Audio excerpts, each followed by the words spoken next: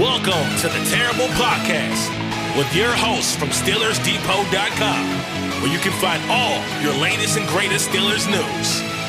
It's Dave Bryan and Alex Kozora, always lit, talking Steelers. And now, here's Dave and Alex.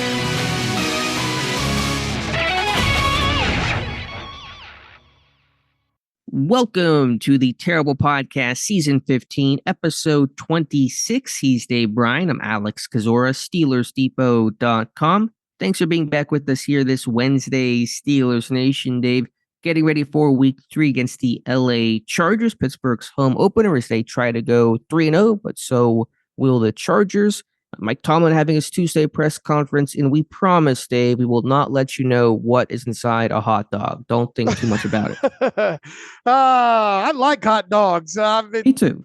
I actually bought some of those from, or actually around Christmas time, our own editor, Scott Brown, sent me one of those Omaha steaks, kind of gift packages, and included in there were those jumbo franks. And I've never been a huge hot dog eater throughout my life. I've never not liked them. It's just not something that rotates heavily through my menu and all like that. But I had a pack of those jumbo franks and really enjoyed them. My wife did too. And we found an easy way to cook them in the air fryer and all like that, get them nice and dark and burnt on the outside.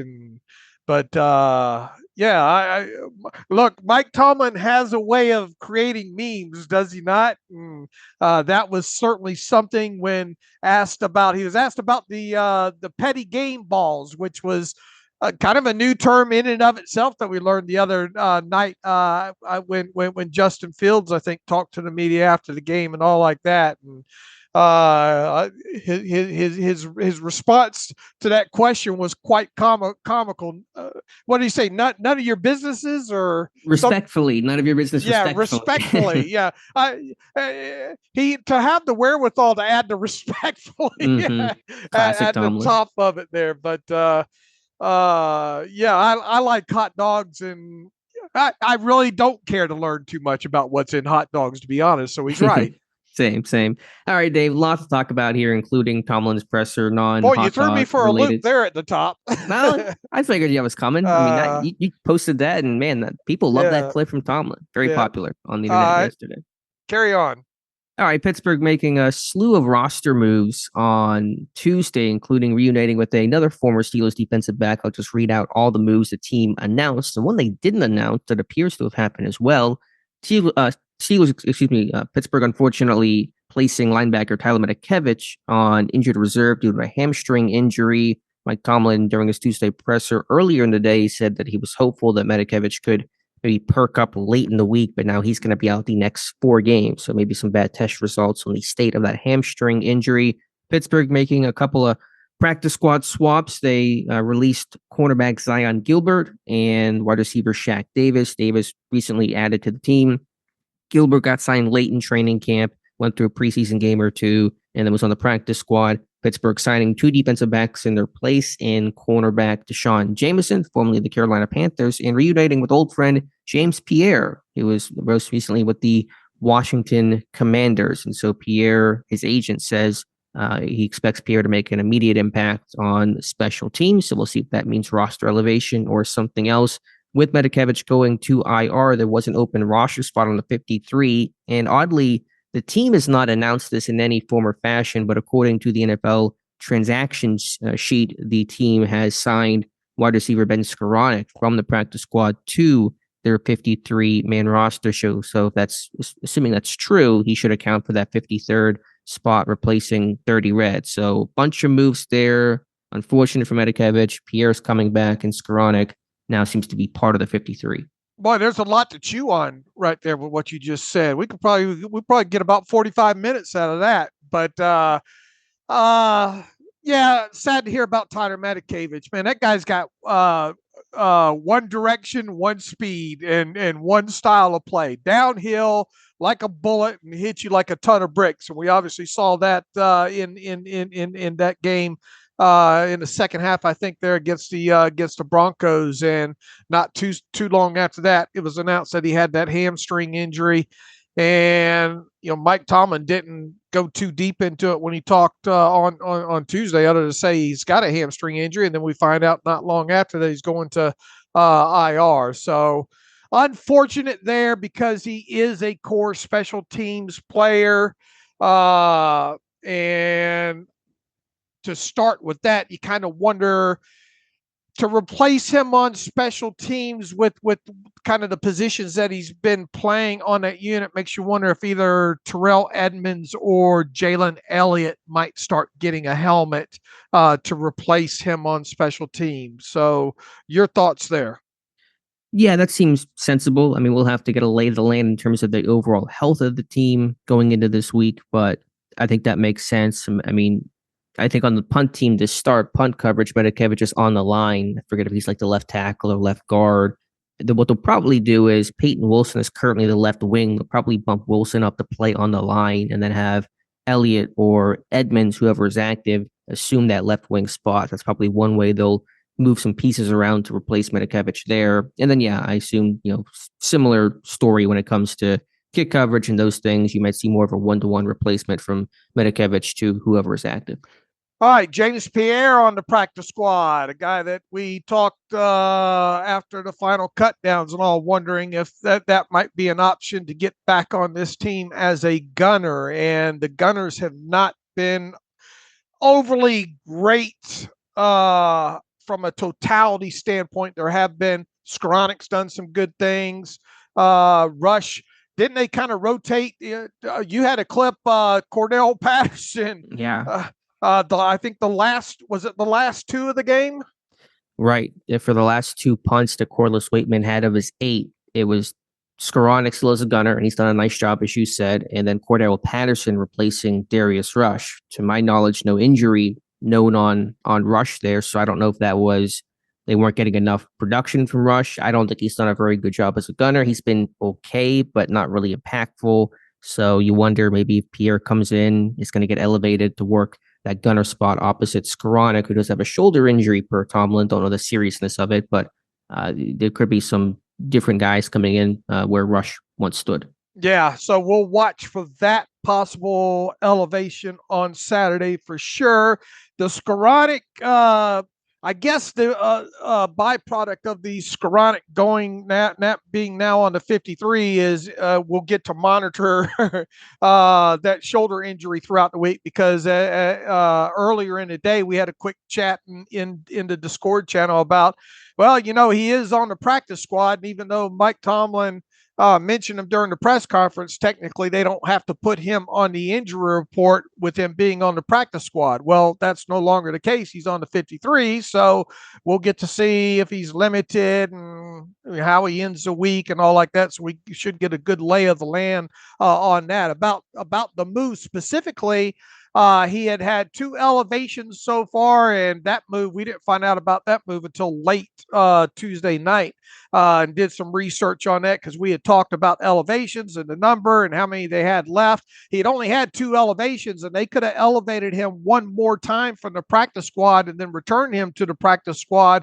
before the 4th time. And at the 4th time, he would have had to been signed to the 53-man roster, which immediately makes you kind of wonder to speculate if maybe the Los Angeles Rams came calling, because they had now lost Cooper Kupp and Puka, what's his last name? Nacua. Yeah, Nacua, to injuries there.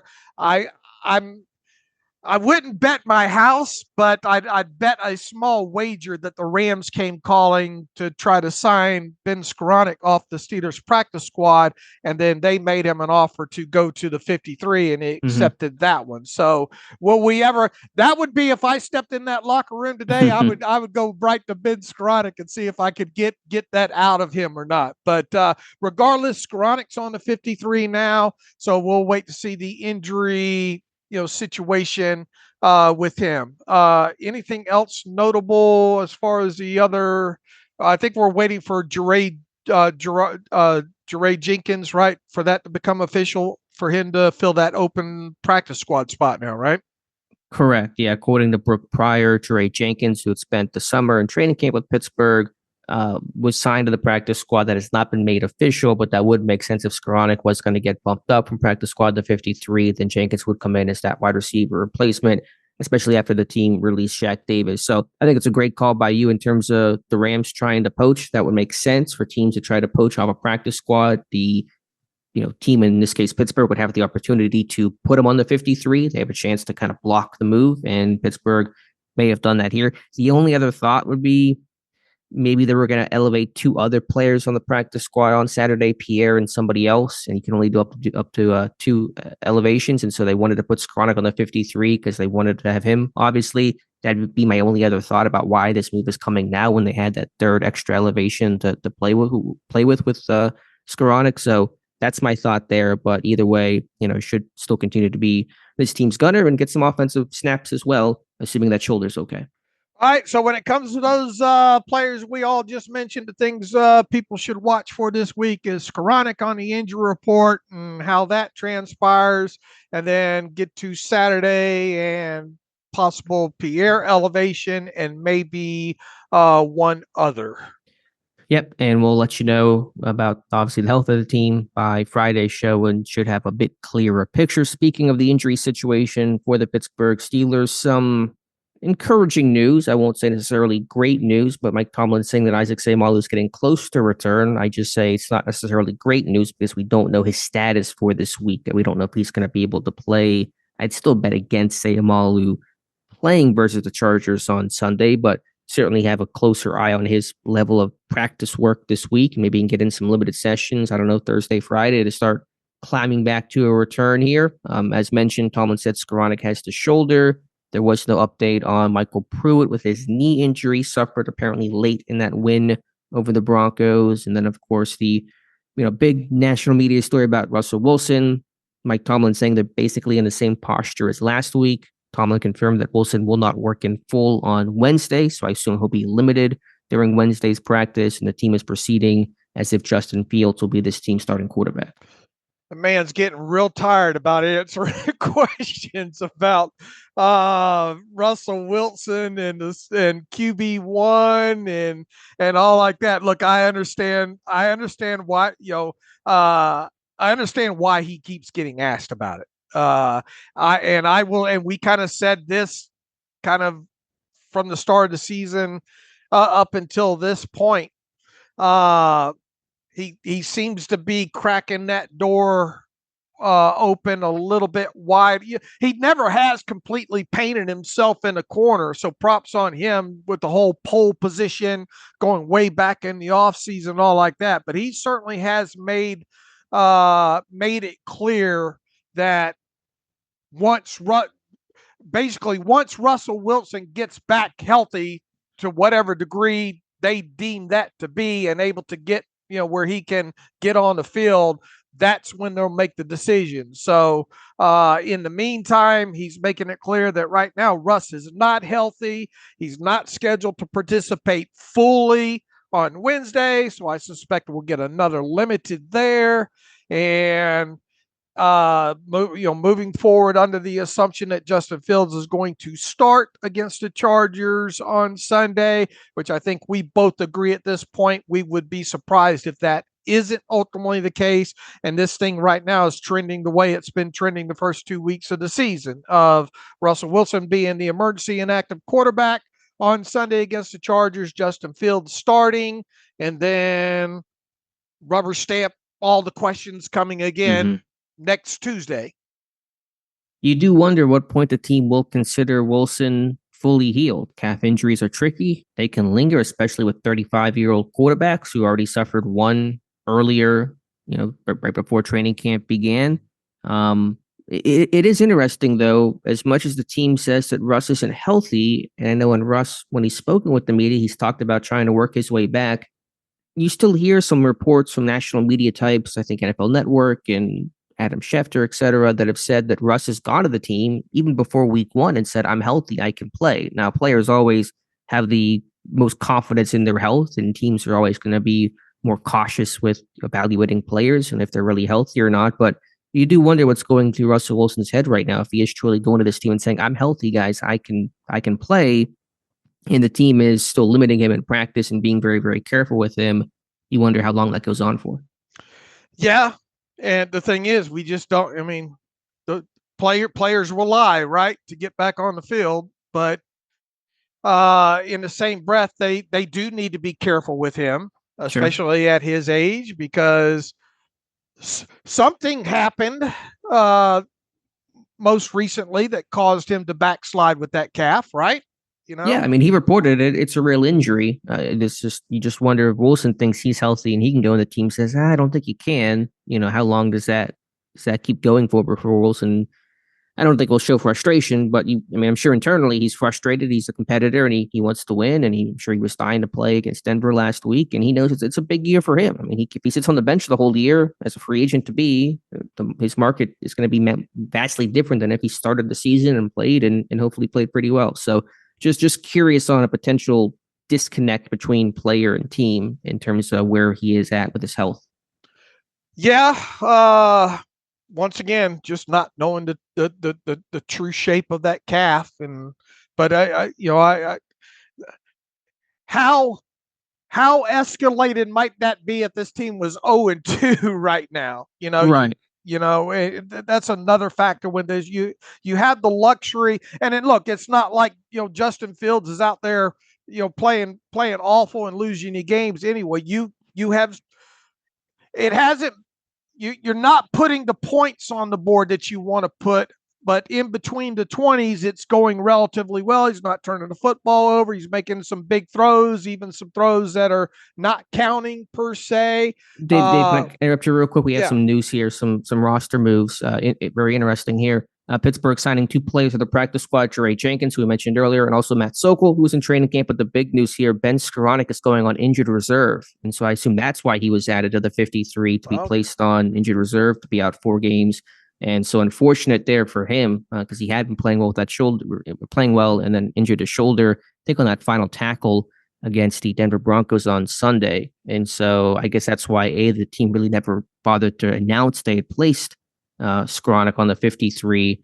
It seems like that was done to get him just straight to injured reserve to be out the next 4 weeks. So unfortunate there for him. And that means Pittsburgh would still have an open spot on their 53 to be filled at some point.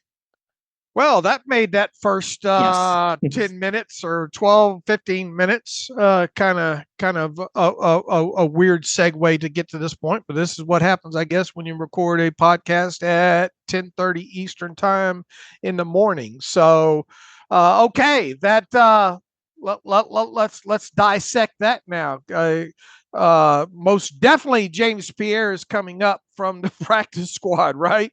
It would seem so. And then you do have hopefully Roman Wilson coming back, right? Maybe this week. We'll see how the Mike Tomlin said he's getting closer and all like that. But it's not like Roman Wilson's going to probably help you on special teams. So going to be interesting to see. And then you obviously have Matt Sokol going to the practice squad. So that makes you kind of wonder about Michael Pruitt and his status for this week. So might you see, and then as you mentioned, technically, I guess right now they have a 53-man roster spot open. So you could see maybe a couple of elevations or one elevation and one signing to the 53 come Saturday. All I know is Saturday will be busy. I'm working Saturday, and so I got to be ready for some moves here in this one. Not entirely sure what'll happen. I assume that Pierre will be at least elevated, if not signed. They probably will elevate because they have the luxury to do so, but we'll see. Unfortunate for Scowronek. He played well. He never really worked at gunner before in the NFL. Like did a really nice job. Was great against Denver. Drew 2 penalties. Had a tackle. Good contain work overall. So unfortunate news there. Pruitt, maybe he still plays, but I'm betting he won't practice much, and probably he either won't practice at all or be very limited here on Wednesday. So you want to get Sokol in to help you get through practice, but maybe still a chance for Pruitt. But we'll just have to wait and see on that. Unfortunately, with Tomlin, he's kind of downplayed the injuries to Medikevich and Skowronek, and now both those guys are on IR. So it's really hard to get a read on where Pruitt's at. All right, excuse me while I take my tinfoil hat off and put it away, because there goes the theory about the Ben Skowronek to the Rams. I guess that would make sense, because if you placed them on, if you'd taken the Skowronek and just placed them on the practice squad injured reserve, I think you would have to release him and then sign him back if you wanted him back. So at least this way, by moving him to the 53 first, and then on the next day moving him to IR, you have the possibility of designated to return at that point. So that's how that math seems to be adding up now.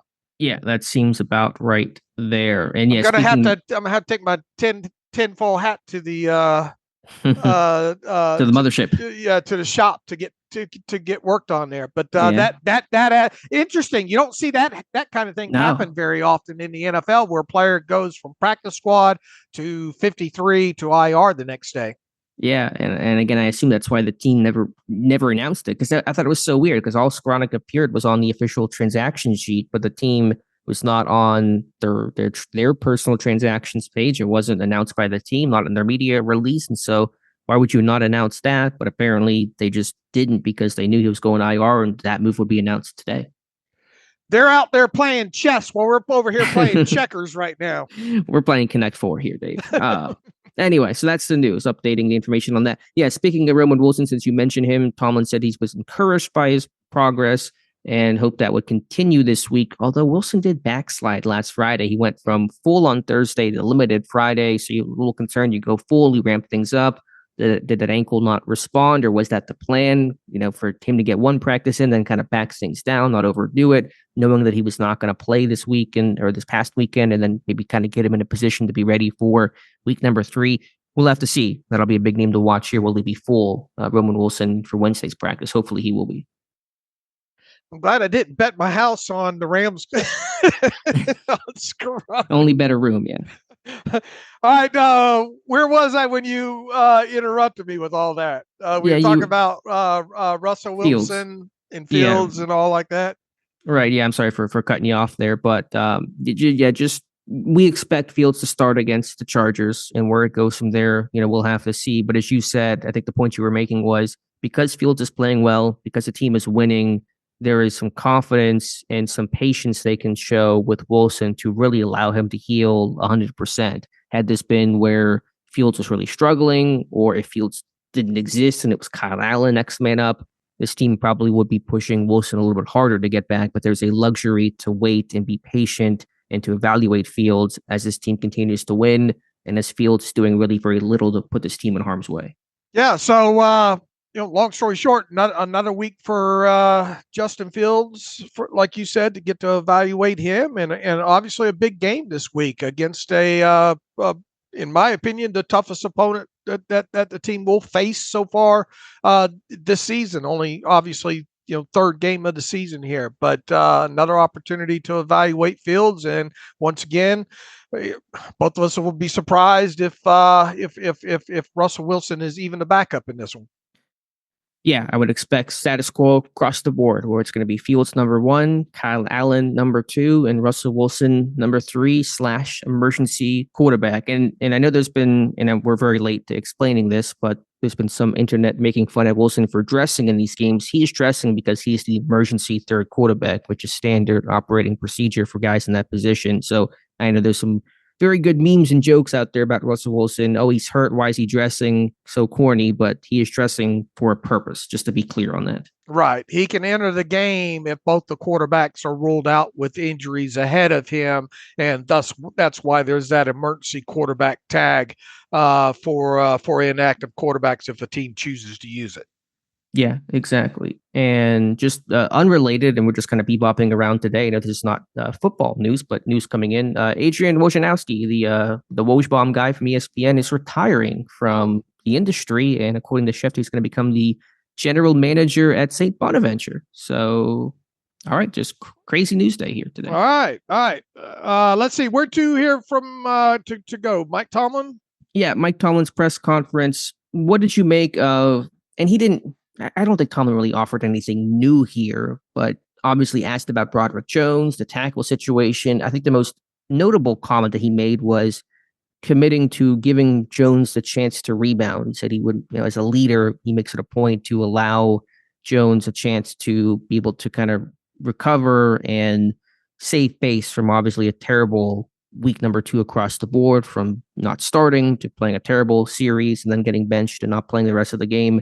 What do you think that means? What do you think that entails? What were your overall thoughts on his comments about Broderick Jones? Well, I think there's actually two pieces within there, because he was talking about Fautanu starting and why he decided to rotate the two in, because he was a little bit questionable about Fautanu's overall conditioning, because he had missed the time, was coming back from the knee. Whether or not you want to believe that's the true reason or not, it does make a.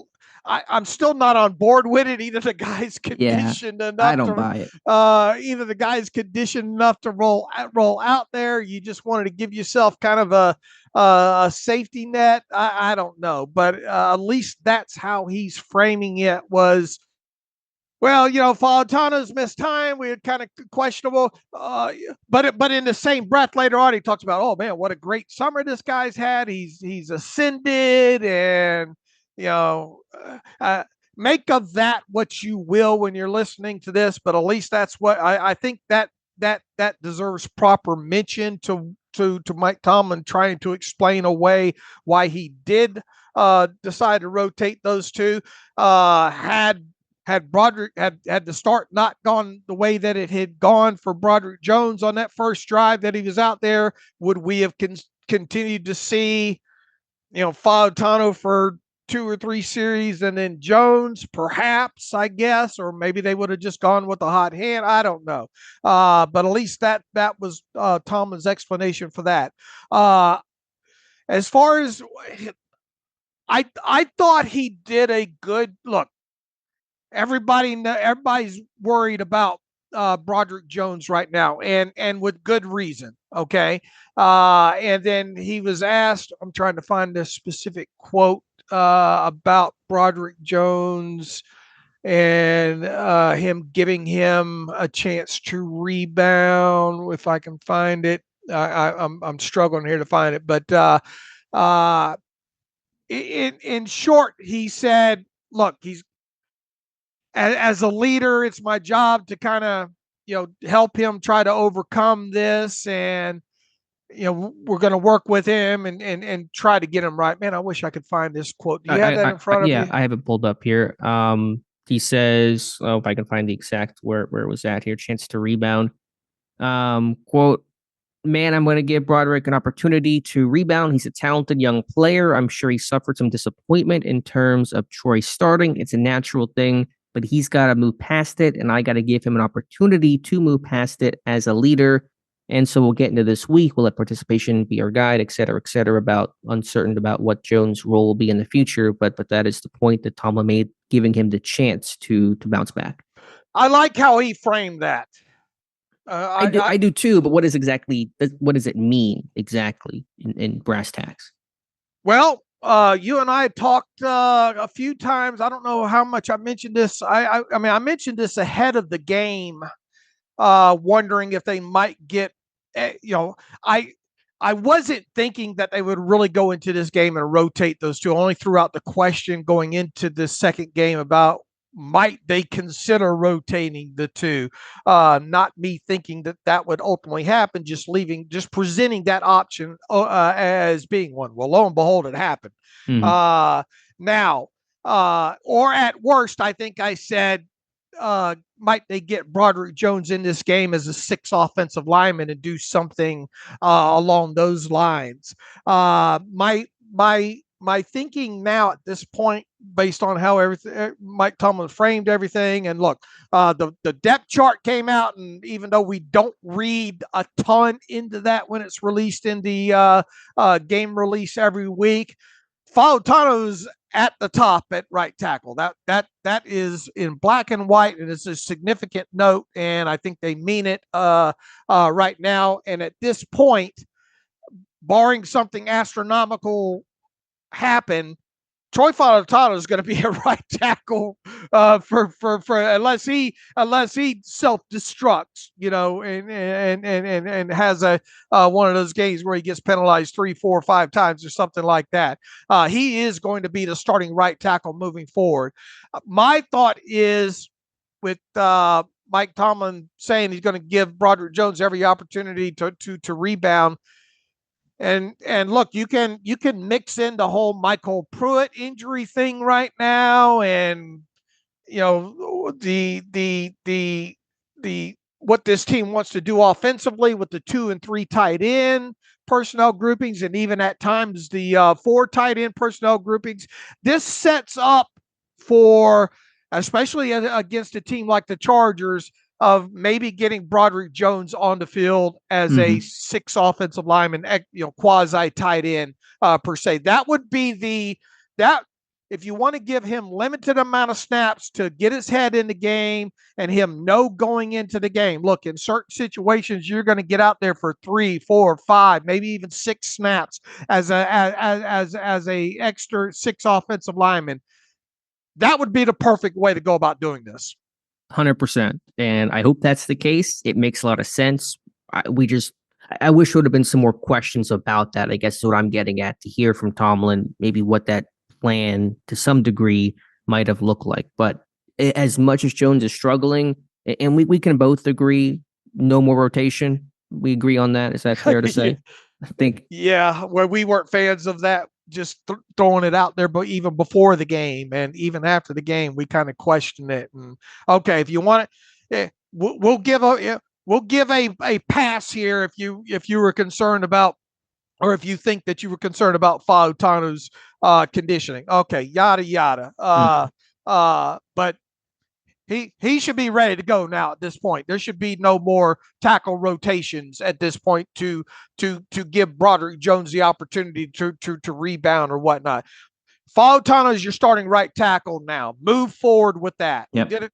He did a good enough job. He should be able to build on that moving forward, especially the way Mike Tomlin talked about him in that press conference. If you're concerned about getting Broderick Jones some snaps to rebound, to redeem himself, the only way that you're going to do that is put him on the field as a 6 offensive lineman.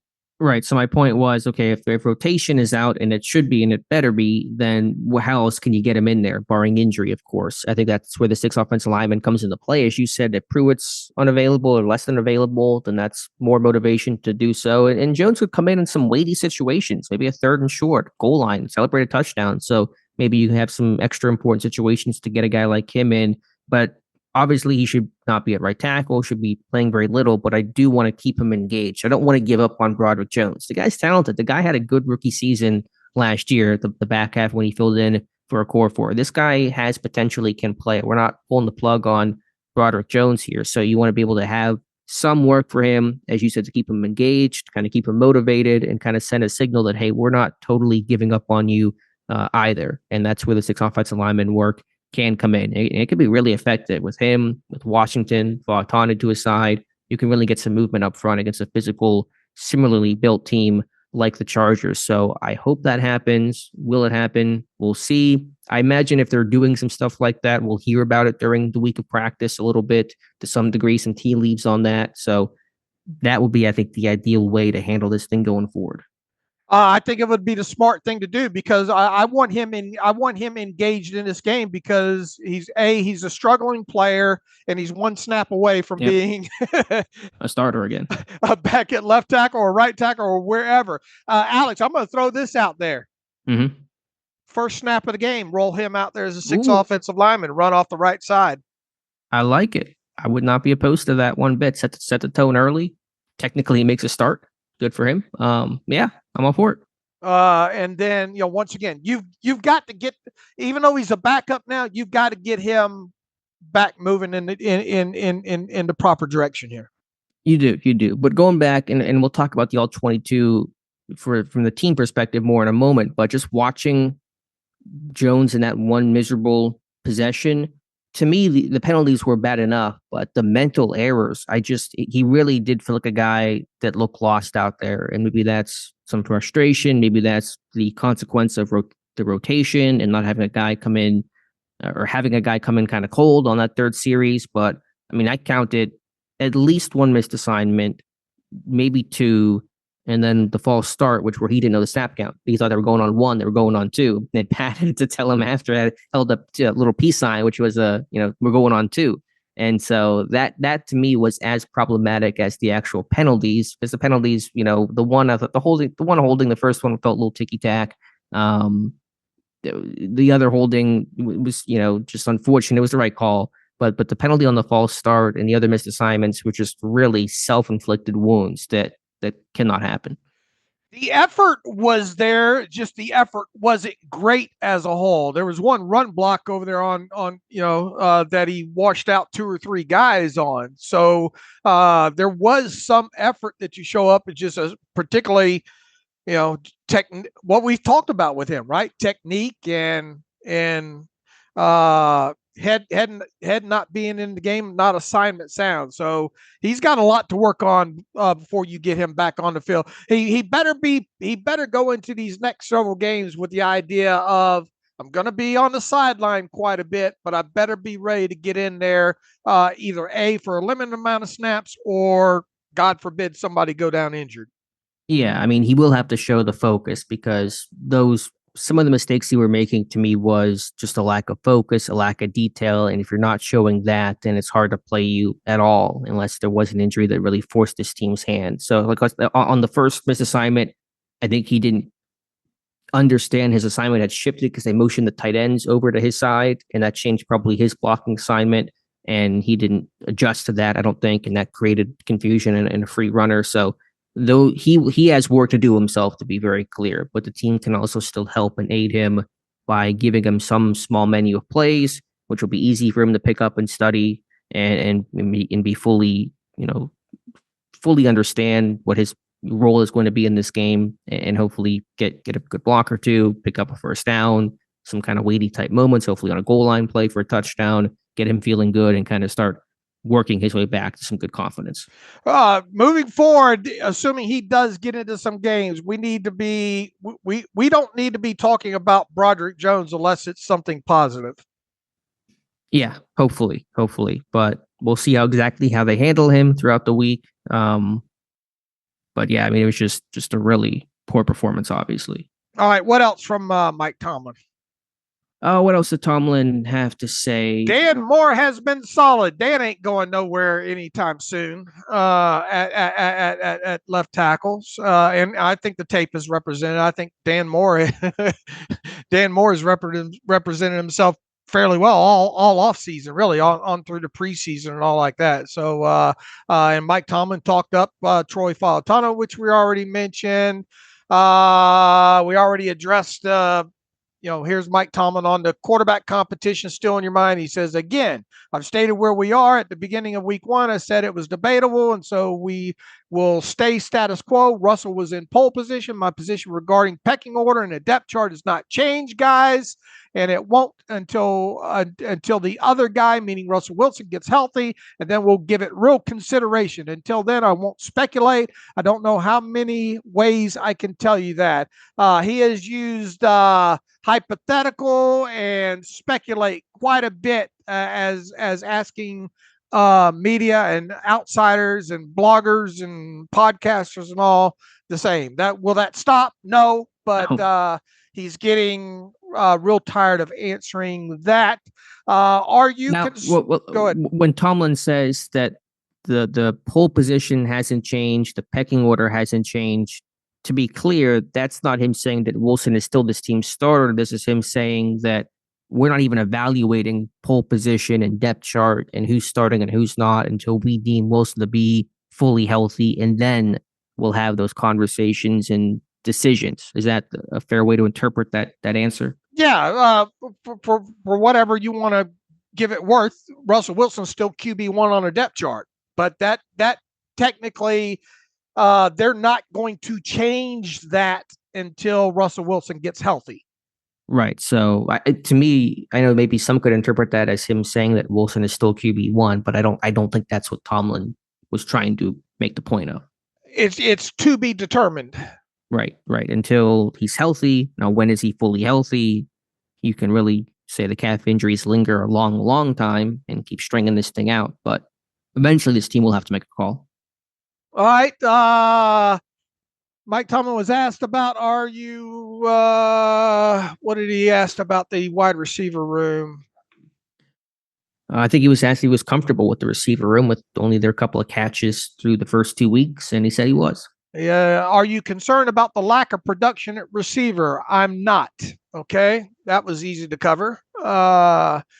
Anything else jumped out from you from what Mike Tomlin said? I thought it was interesting that Tomlin was telling Fields mid-game to challenge the group to clean up the penalties and play, more buttoned up, which I think is just trying to put Fields in a more leadership position.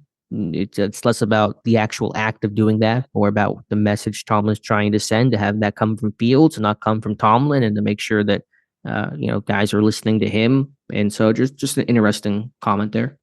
All right, and we'll get into this a little bit more when we talk about what the All-22 told us from the game. But he was asked, what do you feel went wrong in the second half of the game against Denver?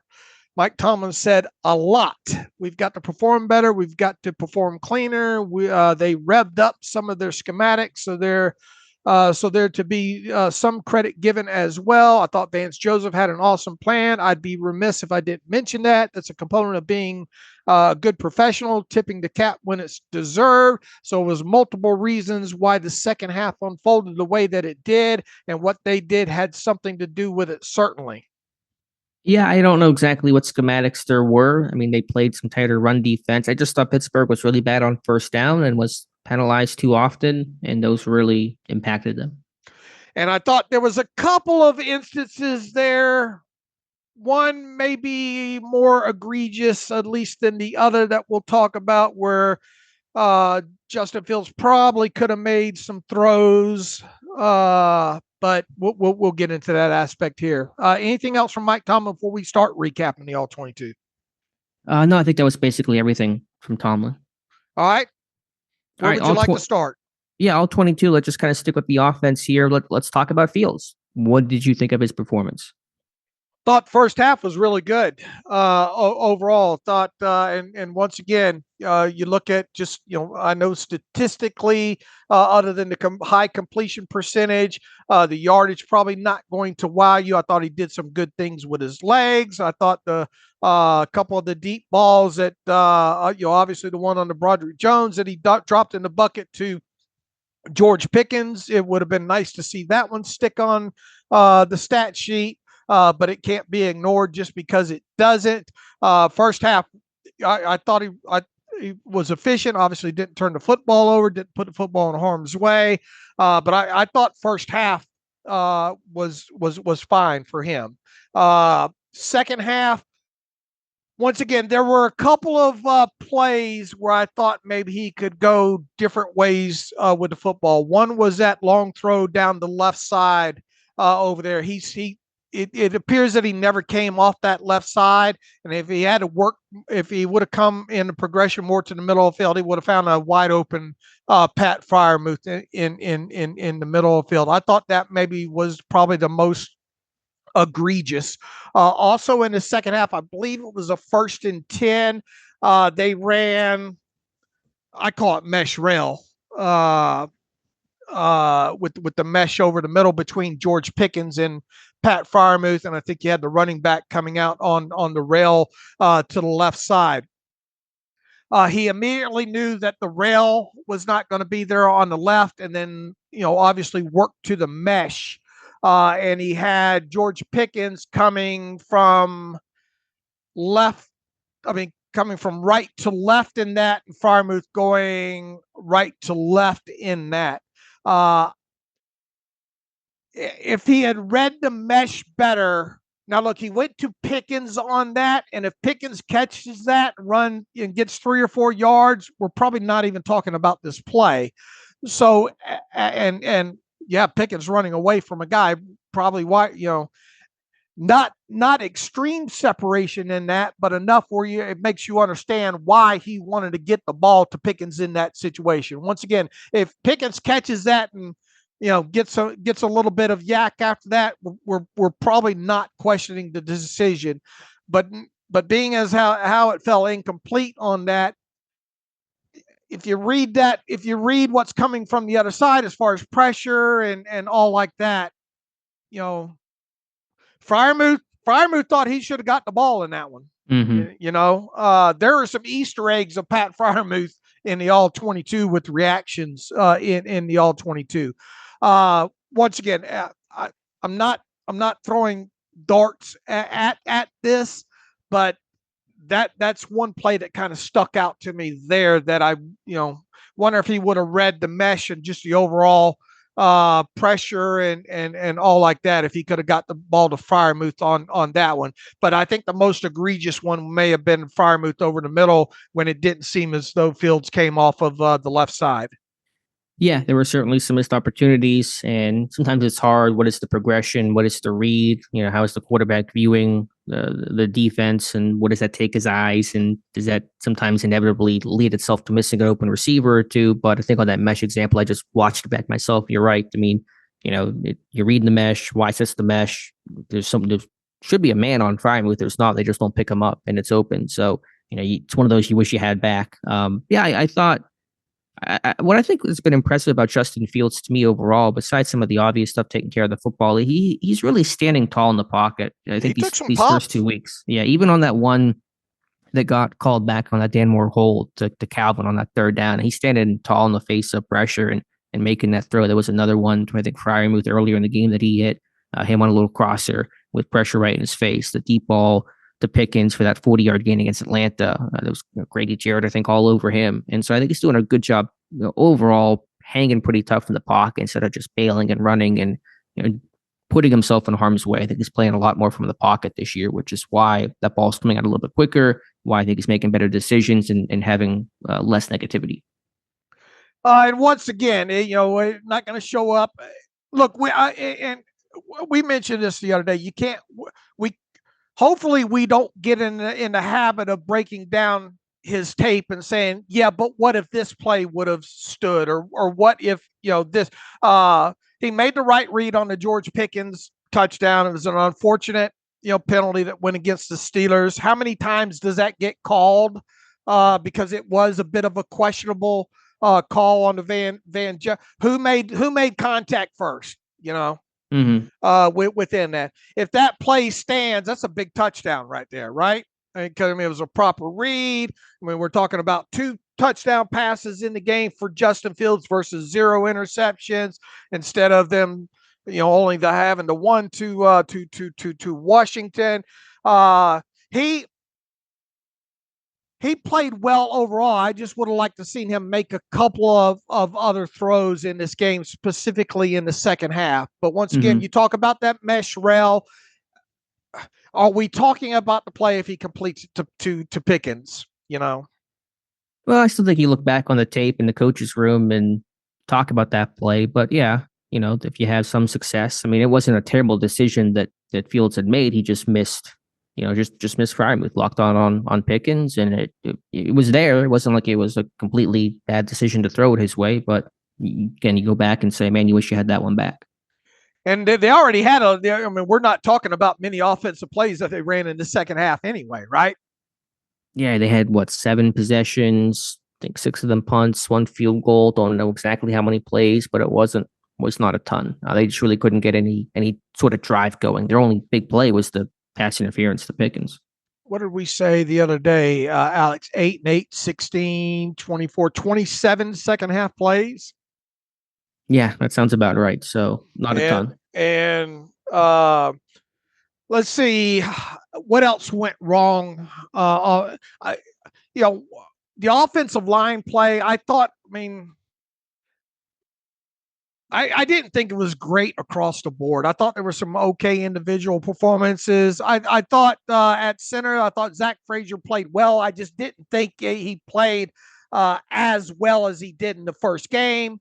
I thought Fautano had his moments that were positive. I think I just think collectively as a unit, specifically the guard.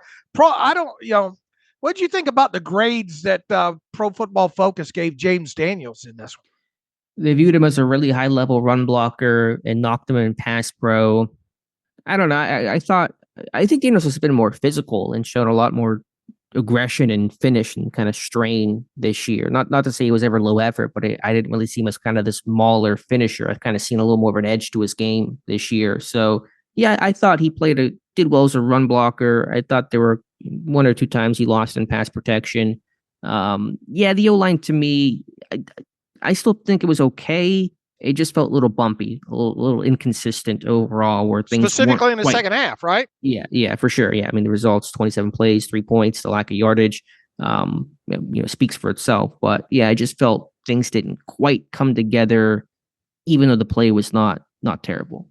Here are your runs here in the second half. Najee Harris, 3 yards. Patterson, right tackle for no gain. And I think he was lucky to even get no gain. That's where the guards got beat, right? That right. Clip he posted. Right. Both guards got beat on that one. What else do we have here in the second half? Najee up the middle for no gain.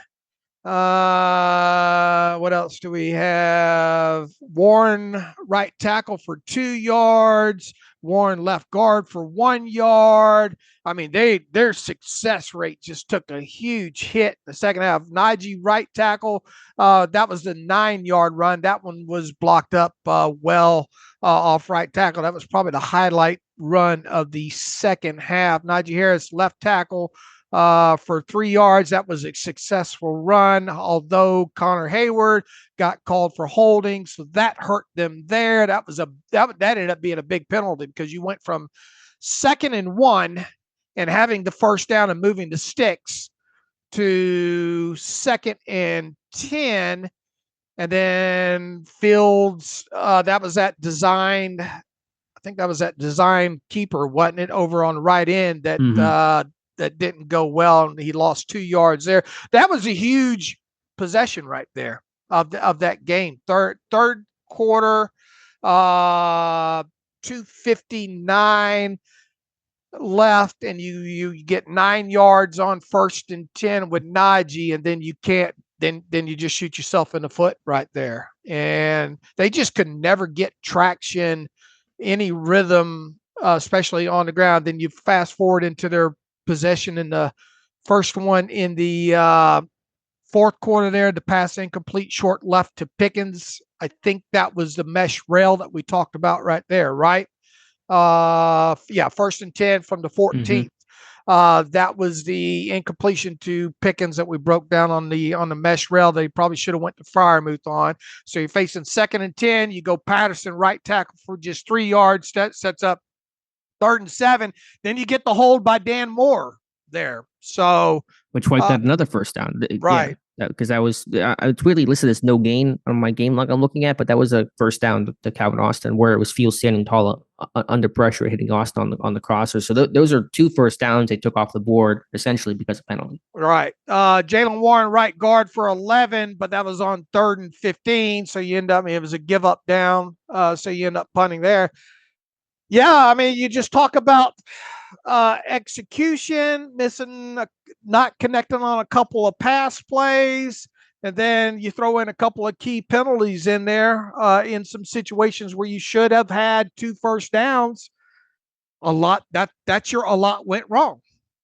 And I think just looking at these first 2 weeks, although the opposing team had really no chance on their final drive in both games, Atlanta and Denver, the opposition got the ball back with one last chance to tie the game up. Atlanta with 30 seconds left, down 8 because Pittsburgh couldn't put the ball in the end zone. Denver with 9 seconds left, almost impossible situation. But I want to see this offense close out one of these drives when the defense does not have to take one last stand as long as the odds are for the opponent against Atlanta. Put the ball in the end zone, make that a 2-possession game, end it right there.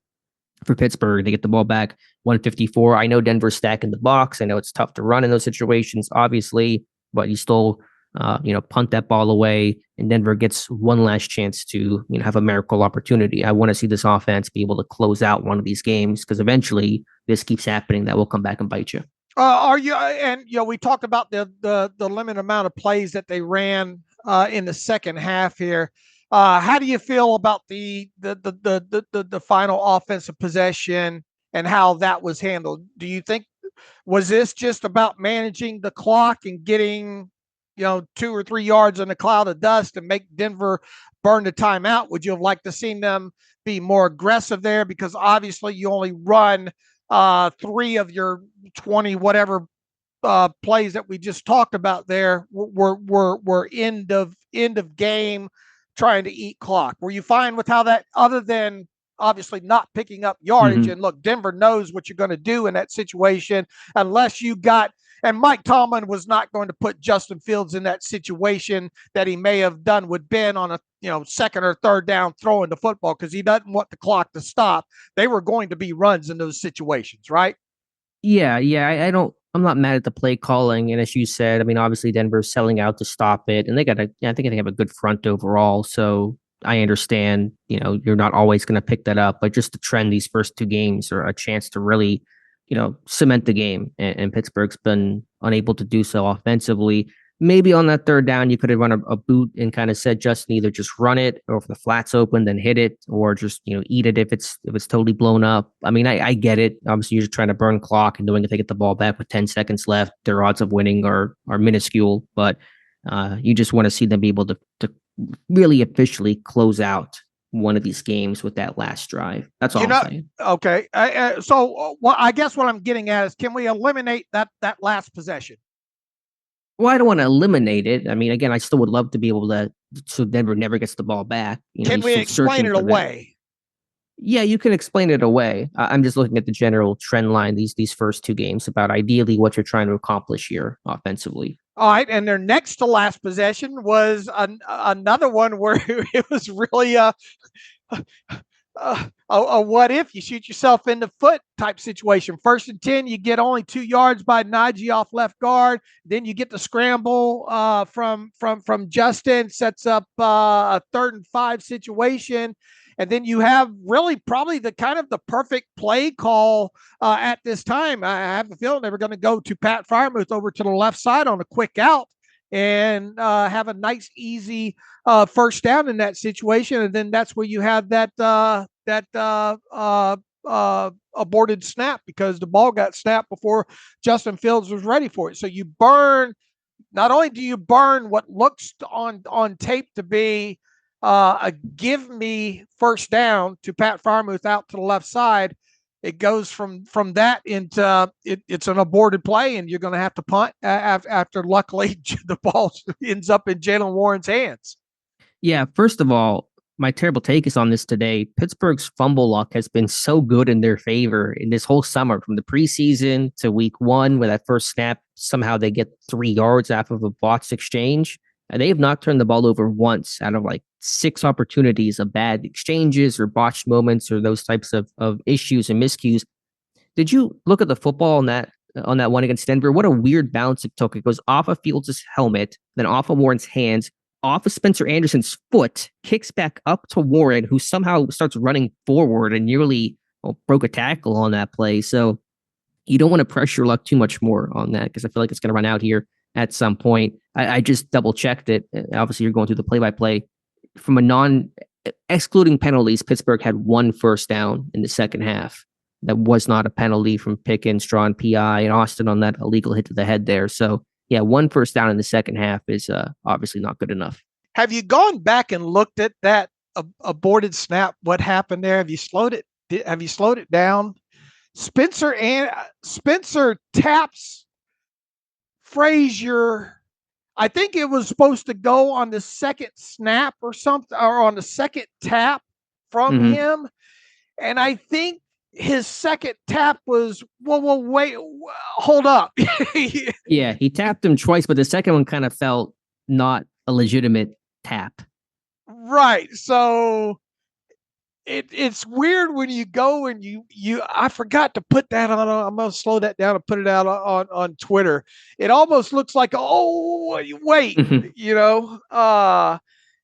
if I was in that locker room today, I'm going straight to Spencer Anderson and I'm asking him what happened there. Did he mean to tap, was there some, were they trying to change, was something trying to get changed? It almost looked like, whoa, wait a minute, right. Kind of tap on. We'll probably never know, but and once again, it's dangerous. We're trying to go through this to see because Mike Tomlin said a lot went wrong, and I think we worked through a lot of it here. But once again, I don't want to get in a situation where every week we're going, yeah, but explaining away a win. You know what I'm saying? Sure, because eventually they're not going to be wins. You keep making these mistakes at this level against better competition, you're not going to come out victorious that often. I guess long story short here is they killed themselves on several key on a few of those possessions. They snatched defeat from the jaws of victory within those with penalties because they had a couple of first downs. And then you get to that third down play that should have went out to, did you watch? I made a comment that Pat Fryermuth's head must have hurt during the game because he kept grabbing his helmet. Yeah. It's like he was frustrated. Yeah. He was very frustrated in that second half there. Man, there's just like 5 plays that if any one of those gets corrected, if either one of those goes, they execute properly, it maybe could really shift the flow of that game in the second half. Yeah, and get you into a drive, get you into a rhythm. There was no rhythm for this offense. You're playing backed up. You're punting 3-4 plays. You're just not really able to wear Denver down the way that you wore Atlanta down because you're just not possessing the ball enough and not running the ball enough, not able to stay into a groove and on schedule. So that has to get corrected. Back to Fields, other than maybe a couple of decisions throwing the football, I thought he was fine. I mean, the stats obviously don't look great on paper, but he was not afraid to push the football down the field. I thought, overall he made good decisions. You mentioned he stood, and he did. He stood in the pocket, made a couple. What do you think about the 1 third down on the 3 verts? Which we have to be more specific. Where he went to, I think he went to Austin on that one, more in the middle of the field. Yeah, that was a bad decision. Yeah, none of the 3 were. I suppose he could have went over to the left, a more quicker decision over there. But the Broncos are probably guarding the sticks. They probably know you're going to run some sort of concept, at least to the sticks. And that I do wonder. And look, nobody gets madder when quarterbacks don't throw for the sticks on third down more times than not. So I understand. Obviously, the play design was to try to get to the sticks. I understand the decision that he made on that. I did find myself wondering, look, would have resulted in a first down? Maybe not. But there was quite a bit of space if he had got that ball out quick to Fryermuth underneath, who had leaked out on that. I do wonder I wonder if Fryermuth could have got there on that. Yeah, and once again, I'm not going to criticize for I've gotten so mad over the years, not only at the Steelers but other teams. Man, why aren't you throwing throwing to the sticks in some of these situations here? 3rd 7, 3rd 6, Yeah, and that's often because defenses are playing the sticks and they're not going to let you throw it there. And so you either make a forced throw and hope it works or check it down. So, yeah, I'm not saying he should have thrown it to the other vertical outside routes. I think I didn't love the concept. I kind of hate those more independent routes where you're just trying to have a guy win one-on-one, kind of win his route on third down. I want to present some conflict to the defense here. That didn't really happen on that play, but check it down. Run the ball, do something else. Then when your defense is playing that well, where you potentially risk a turnover on a short field, Punts weren't the worst thing in that game. Obviously, he punted eight times and still win that one. So thought that was his worst decision of the day. Even the ones where he missed on Freiermuth, at least he wasn't making a terrible decision otherwise. There was an okay decision where, okay, guy's open, you just missed a receiver. That's more livable than you missed this open receiver and you made a terrible decision to throw it into double coverage and made a really risky play. That was not happening with Fields, but that one to Austin on third down was him taking probably too much of a chance there. And once again, we can sit here and decipher that mesh rail and Freiermuth, but if he hits, I understand the decision. That's why I wanted to kind of be careful with that play, because it's there. You understand why he threw it, and it was pretty deep. Was that a drop? Did that go down as a drop or no? Pickens put out one hand. I wouldn't call that a drop, though. Pickens might because of his ability to make crazy catches, but I wouldn't call that a drop. All right. Well, regardless, if he completes that and gets 3 yards because he's on the move at the time, you understand. I just want to be careful with that in particular, because you can get into overanalyzing this stuff. But Freiermuth thought he should have had the ball. I just thought he needed to do a better job, maybe reading that mesh, and maybe it's a learning situation for Fields in that one there, because that was there. What'd you think of just about? Look, Fields played well enough that there should have been more points on the board, and his stats should have his stats on paper should have been better. Obviously, a lot of stuff not going to show up because of the pass interference stuff, and then obviously the called back touchdown. I thought he played well enough for there to be more points on the board. So I thought he played well enough to win the game. Now, if Denver had gone down, let's say after the Steelers, if Denver would have found a way to win that the final possession, I don't feel like you're putting that on Fields. No, I wouldn't put that on Fields. I would put it on the overall sloppiness of the offense, the penalties, and squandering some of their chances is what I would put that game on had it been a loss. But then again, I want to be careful about moving forward, because we're at least going to get one more field start, if not several more field starts. I hope we don't get into a spot where we're trying to explain away all of these things. What'd you think about the way Arthur Smith called the game in the second half? It just the couple of penalties and the botched snap really puts him in a bind there. Yeah, like you said, on the botched snap, if that snap is clean, Freiermuth is wide open. Denver was playing way off. I think because of some of the pressure looks they showed was forcing their secondary to play off throughout this game.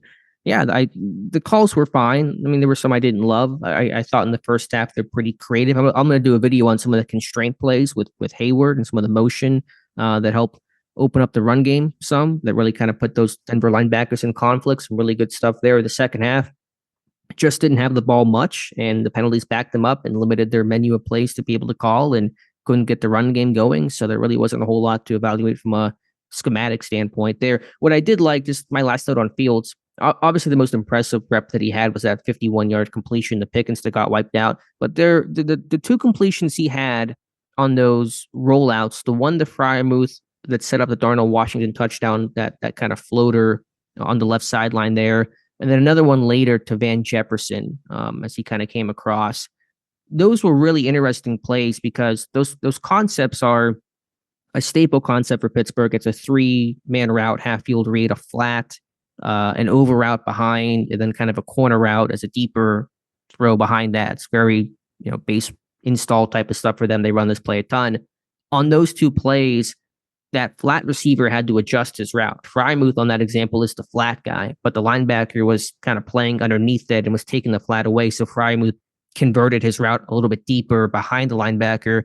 Fields threw over top of him, and Freiermuth made a nice catch. On the Van Jefferson, he's the flat guy. There's his own defender outside of him, so he throttles down and sits down and stops, and Fields finds him for it was only a couple-yard gain. But I liked being able to adjust on the fly, being able to read the defense, receiver, quarterback, get on the same page, and make a play when it's a little outside the structure of what the actual play call was. So there's small things, but that really impressed me about Fields, was being able to kind of adjust and process and everyone be on the same page when the play doesn't go exactly how it's drawn up to be designed. All right, you gonna break those down? You said. I'm going to break down the Connor Hayward, some of the constraint plays they were doing with Hayward, which I thought was really interesting. Remember that one run that Najee had where, like, for 11 yards, that was just a huge hole that was wide open? That was all based off their constraint plays, where Hayward is faking to the flat, the linebacker's getting held, thinking it's going to be boot action, it's a run play. So there was some really good stuff in that regard from Arthur Smith. What did you think about the one throwaway in the second half? The out of 12 personnel, I think it was 2x2 with both. I think both tight ends attached in that, and Scotty Miller runs the quick curl. Do you think that ball should have came out early to Scotty Miller there? And why the hell are they not putting George Pickens on the field in that situation? I trying to think about the play. It was a throwaway. Fields just threw the ball in the stands. He ended up getting flushed out of the pocket. It was the one throwaway that I think that he had. Okay, it's not coming to mind right now, to be honest. It was second half. I'm trying to scroll through the plays. Yeah. Maybe I can find it here. Where's my bookmark? I mean, yeah, Miller has gotten some snaps and not a single target. But so you rotate some guys out, and then sometimes the guy needs to breathe. I thought Pickens had a good game, just as we kind of stall here and vamp for time. I thought Pickens did well, the hidden yardage. I thought he had some really good reps against Surtain on slants, creating separation. Sometimes the ball didn't always go to him, but I thought he played really well overall. Let me see if I can find it here real quick. It was struggling to find it. I don't want to take up too much time here. Yeah, I can't. It's not coming to mind. I'm scrolling through and I can't find the play you're talking about. So send it later or something. All right. Maybe I'm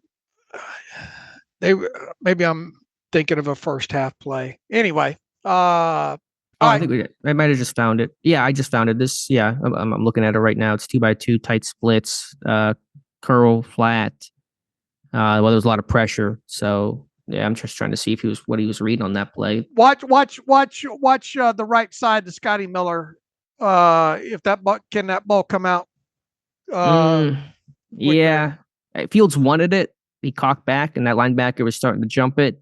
So I get, obviously we're just trying not to turn the football over, trying to play smart here. You could make that throw, but do you risk it for a 5-yard gain? I guess it's probably the calculation that he's making there. Yeah, that one's tough, but I don't hate the decision that Fields made there. When was it on the play sheet? I'm trying to see. It looks like early third quarter, 2nd and 10, 13 minutes roughly left. That's right. Good call there. All right, let's go to defense now and defensive dominance. Just your overall viewpoint of the All-22 defensively, Dave. Yeah, they just a lot of, and we talked about this the other day. I mean, they were able to do what they wanted to do defensively with just primarily a 4-man rush within that. Bo Nix did not play well at all. He missed a couple of throws in there. I mean, other than the trick play that they got caught with their pants down, I thought the defense played really, really well. We talked the other day about how even the backups had some good individual efforts up front on the line there. Elliott and Dante Jackson had strong games. The Trice interception, which you broke down, was just good awareness in short area by him. Cam Hayward's pressure on that, he certainly gets an assist on that. Cam Hayward's played well the first 2 weeks. Really well. Super strong. Bull rush worked well in this game. One with some finesse, a swipe one time for a pressure. He's playing great ball. TJ Watt in that sack, the way he was able to on the ground sweep the leg, just impressive. This was an instance of them going into the game knowing that Denver's going to try to run the football. They were able to shut that run down for the most part. They were able to do what they wanted with 4-man pressures and not having to blitz much of any, and making a key play inside the red zone with the Trice interception. And thanks for coming. Yeah, to me, it started up front. Great D-line performance across the board. I thought Ogunjobi continued to make plays, ripping through guys, getting some pressure. Benton thought played better in this game than he did against Atlanta. Hayward strong. Loudermilk I thought held up against the run well. So when you stop the run against a rookie quarterback without great weapons that he has offensively, it's going to be a tough day for that quarterback. And when they couldn't run the ball, Javonte Williams 11 carries, 17 yards. McLaughlin 3 carries, 6 yards. When Nix is their leading rusher, it's going to be a really difficult day when Pittsburgh has that kind of pass rush and ability to rush 4 and drop 7. So that's kind of where it started. Defensively, they were sound. They just communicated well. How many coverage busts have there been? I mean, really, like nothing. The trick play, I think Minka did get caught on that one. Watching that one back, I think Minka was out of position, but you tip your hat. They made a trick play. They took a chance. Good for them. But overall, the communication for some of those new pieces, new communicator in Queen, Jackson Elliott, veteran guys, but still new to Pittsburgh, as Tomlin would say. I just think that aspect has been really clean. Watching back on that, when we talked about Monday, that 4th down that Denver converted on over slot right, that was easy pitch and catch. Did you have any reaction to what you think went wrong on that play? I think whoever was in that slot, something got miscommunicated in there. I think that's a potential. They brought a cat blitz with Beanie Bishop. They rushed 5 on that play. They're running cover 2. There should be there's someone in the flat. There should be a hook defender there, but there wasn't. I wonder if I had the thought, should Watt have dropped out there? But I'm not sure because it didn't look like the way the Pittsburgh rushed. They're doing this 3-by-1 look up front with their D-line. And so I think Watt still has to rush and be contained. So I don't know. Something did feel a little funky on that play. Either that or just the blitz naturally created a hole. I don't think anyone who dropped from the coverage messed up their assignment. It's the point I'm trying to make here. At Trice's hiding cover 2, it's inverted cover 2. I wouldn't put that on him. Wouldn't put it on Queen. Either someone was supposed to drop and they didn't, or it just was a hole in the defense that Denver exploited. Well, if you watch that end of that play, Patrick Queen kind of claps his hands at Trice, though, doesn't he? I didn't look at that. I mean, Trice has got to play deep half, though. If I go back and watch that play, I mean, I don't know how that would be. It's hard to dissect, and that's generally the case when you have a bust. Queen could also just be frustrated. They converted, and that sucks. I don't know if it's directed at one particular person there. So I thought if there was a bust, somebody should have dropped, but they were bringing a blitz. They didn't blitz too much in this game, and it was a 5-man pressure. And Denver did help them along the way with their few penalties, and then Dulcich with a couple of drops, and then when they finally had a good play drawn up over there to the left side, kind of a hole shot, if you will. Bo Nix threw that.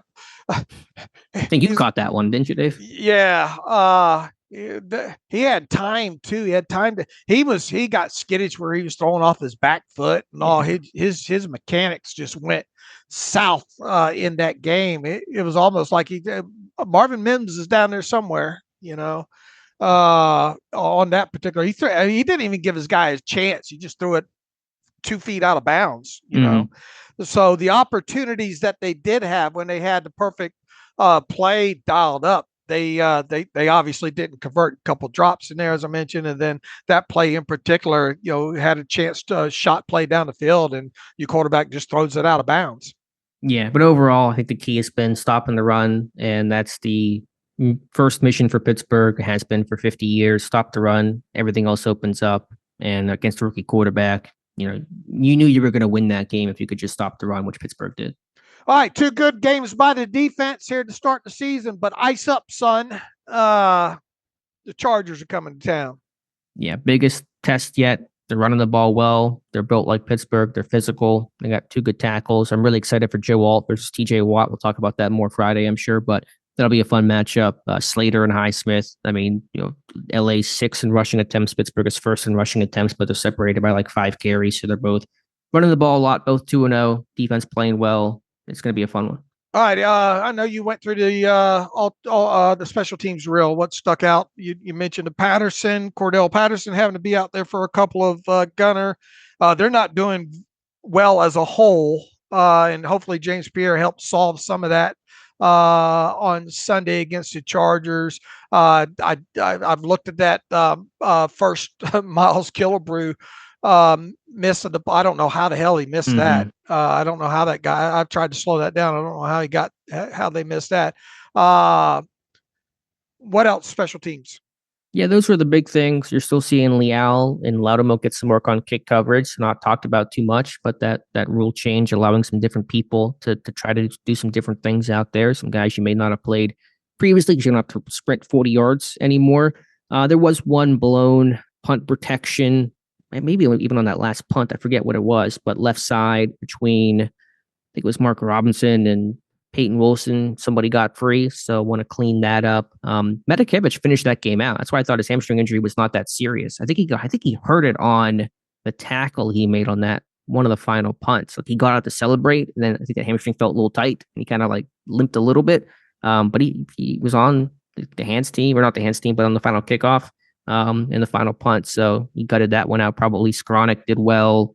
Those are basically my notes there. All right. Where to from here? Pittsburgh, or I should say the Hall of Fame, just announced their list of 167, I think it is, nominees for the non-senior committee class. The senior committee was announced last week. Looks like a couple of expected but notable Steelers on that list of modern era nominees: Hines Ward, James Harrison, Casey Hampton. And then I think some maybe guys who have been part-time Steelers. I think maybe John Kuhn, someone said, was on there. Yeah, fullback John Kuhn looks like he's on there. Gary Anderson, Alan Rossum, Mike Rabel, one-time Steeler, also on there. James Ferrier on the list as well. So this is the long list. It'll be whittled down. So you would expect, Kuhn's not going to make the Hall of Fame. Alan Rossum's not going to make the Hall of Fame. But, we'll see how long guys like Ward, Harrison, maybe even Casey Hampton can last for. All right. Shall we get to some reader emails? Yep, let's get through some reader emails and close out today's show. Or listener emails, I should say. Let's start with Spencer. Let's see.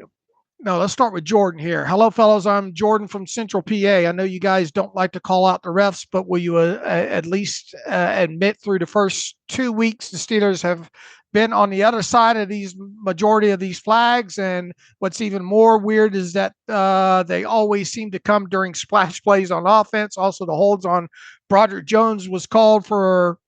I literally watch happen to TJ 10 times a game with no calls. I'm putting on the tinfoil hat, but can we all admit that it's been weird to say the least? Yeah, look, they've had some calls for sure go against them. Alex mentioned, little ticky tack on one of those Broderick Jones holds.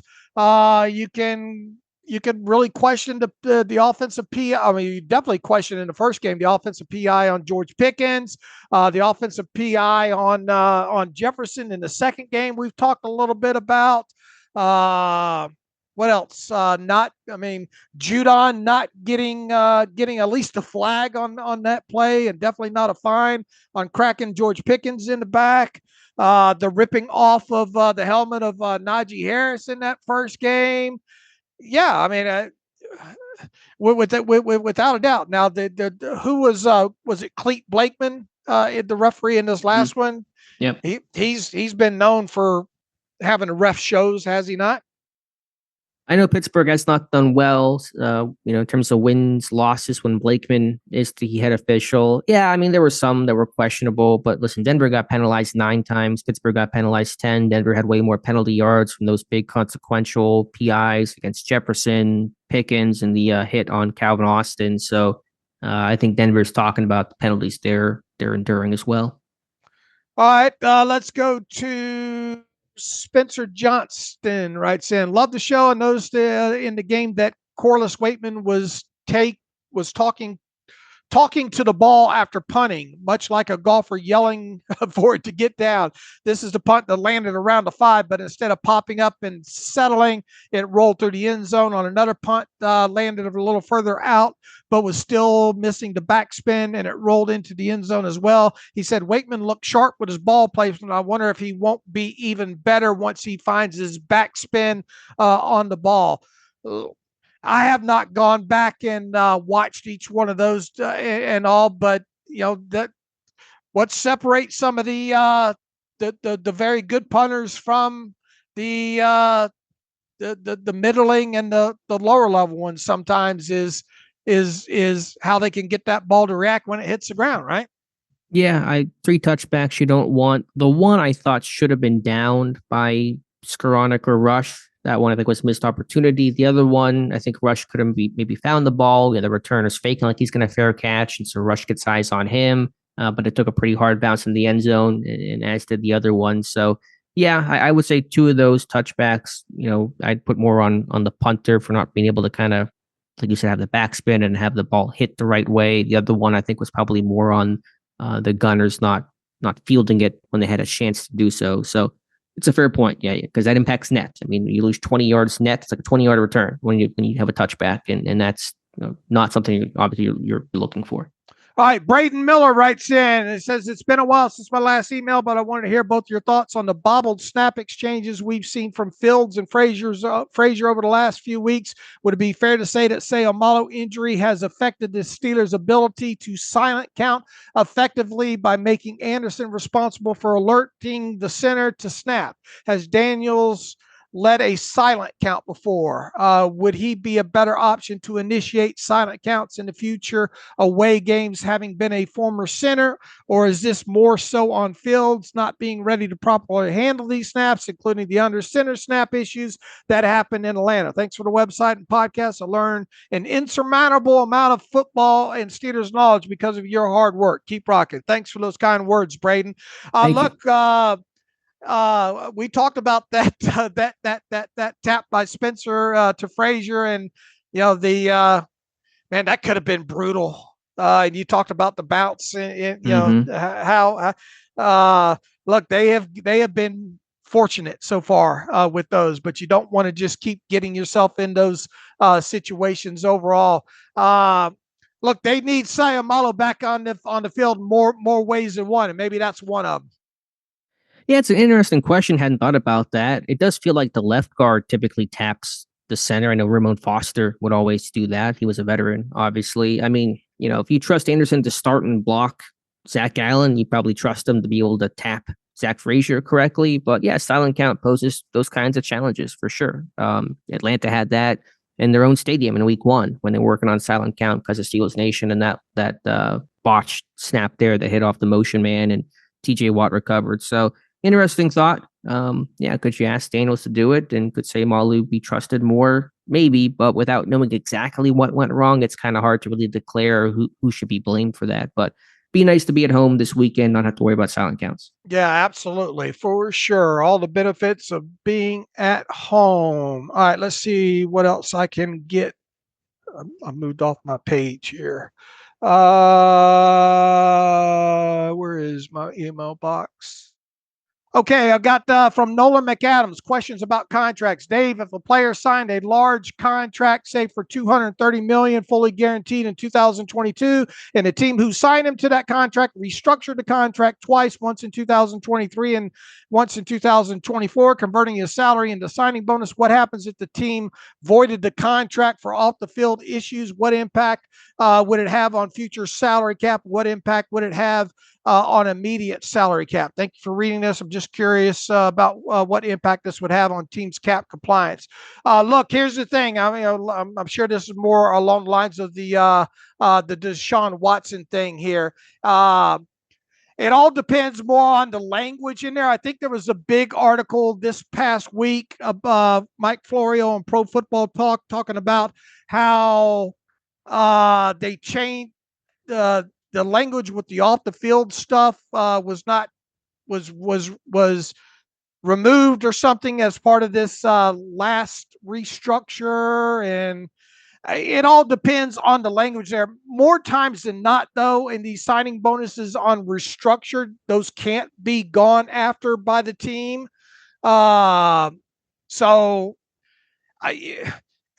We're playing with one side of the coin, with one side of the equation here, that we don't know some of the language in the contract here. But anytime a proration goes on the books, unless there's something that allows the team to go back and recoup either all or partial of that signing bonus, it's normally gone, and that proration stays on the books. And obviously, if you have to cut the player, then that's going to go in the books as dead money.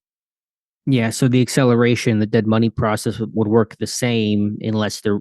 But I guess if they're able to recoup that money, like how does that work? I guess is the question. If there was language that allowed them to go after it, does that money still accelerate? Do they get a credit for it later? Well, they end up getting a credit if it gets ruled and all like that. Okay, that was kind of my interpretation of I think what he was maybe trying to get at there, but. Yeah, as you say, without really knowing the particulars of the language in Watson's contract and obviously his situation in flux right now, we'll have to see how that one plays out. All right, let's see if we can get at least one more in here from Michael Smith. Two things about Justin Fields. Until Fields is down by 7 in the fourth quarter and the coaches say, go out and win the game, we don't know what we have, so we'll just wait and see. The defense has kept the Steelers out of that situation so far. Number two, if Tomlin sees that Fields is continuously trending upwards under Arthur Smith, a la Ryan Tannehill, do you think Tomlin would stay with Fields based on projection of where he might be at the end of the season, even if he thinks Wilson is a better quarterback right now? Michael, man, yeah, you got to look at this game by game right now when it comes to Fields. He has played. Look, we said this in the last show, and this is a question that we're going to probably continuing to get most of the season. Did Fields play enough that if Russell Wilson was 100% healthy, do you stick with him? My takeaway coming out of at least this second game right now is there is definitely question right now of if this team, in other words, it's not I don't view it as a slam dunk right now. And look, we all expect Fields to play in this game, so we're going to get another game of evaluation here. But through two games, if Russell Wilson was even minutely questionable for this third game, I still think that Fields has done enough that, hey, Russell, just let's get you back to 100% here. I think Fields has done enough to earn a start in this one, and we don't. I mean, Russell's not 100%, so we can't throw that into the equation there. But yeah, it is going to be interesting when and if Fields gets in that situation where they're down 7 in the fourth quarter and all. But we just haven't seen that yet. So until we see it, he's right. We do have to wait and see. But Fields has done enough to get this team out of stadiums with wins. But on the flip side, like we said earlier in this show, we don't need to get in a situation where we're trying to explain all these things away as part of Fields, quote unquote, playing well enough to win, but yet the Steelers scoring 16, 18 points. Mm-hmm. Sure, the results have to change. The scoreboard's going to have to change for this to sustain, for Pittsburgh to do what they ultimately need to do at the least is win a playoff game. And that's going to require scoring more than 13, 17 points in the game in all likelihood. I get the point that, Fields has not been in a position where it's on him. It's been a lot of the pressure off of him because of the run game by playing with a lead. I mean, how much has Pittsburgh trailed in their first two games? They were down 3-0 to Atlanta on that first drive.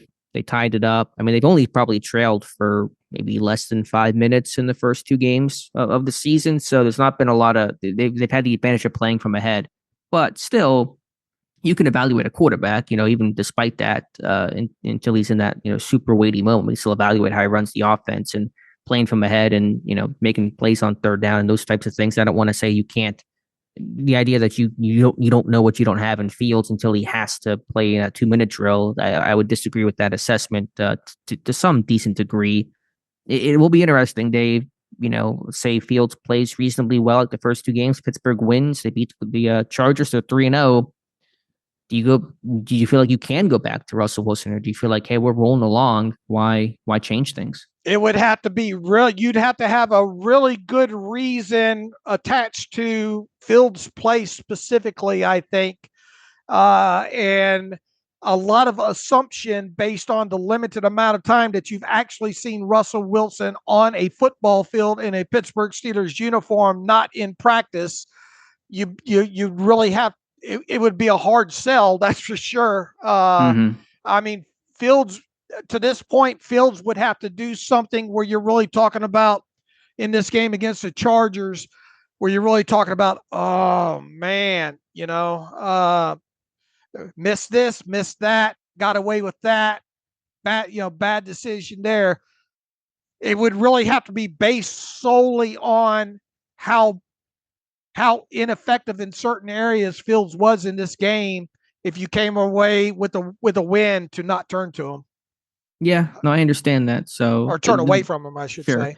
The good news is the Chargers will be Pittsburgh's best test of the season, and it should be a game where Pittsburgh has to score more than 13 points to be able to win this one. And so I think this will provide a good litmus test for Fields and for where Pittsburgh is at as a whole. All right. Anything else here? I think we got through most of them here. Yeah, I can wrap things up, and we'll come back on Friday. All right. In the meantime, you can follow me on Twitter/X at Steelers Depot. You can follow Alex at Alex_Kozora. You can follow the show at Terrible Podcast. Email the show, theterriblepodcast@gmail.com. If you like what we do and want to donate to the cause, SteelersDepot.com. Hit the donate button up right navigational bar. Also, if you like ad-free version, SteelersDepot.com. Hit the ad-free button. Follow the directions that way. So until Friday, we hope to have a Chargers beat writer on. We'll be previewing the upcoming game, talk about coordinators, what the coordinators say on Thursday, all that good kind of stuff, and take a look at the injury report heading into Friday as well. So until then, as always, thanks for listening to the Terrible Podcast with Dave and Alex.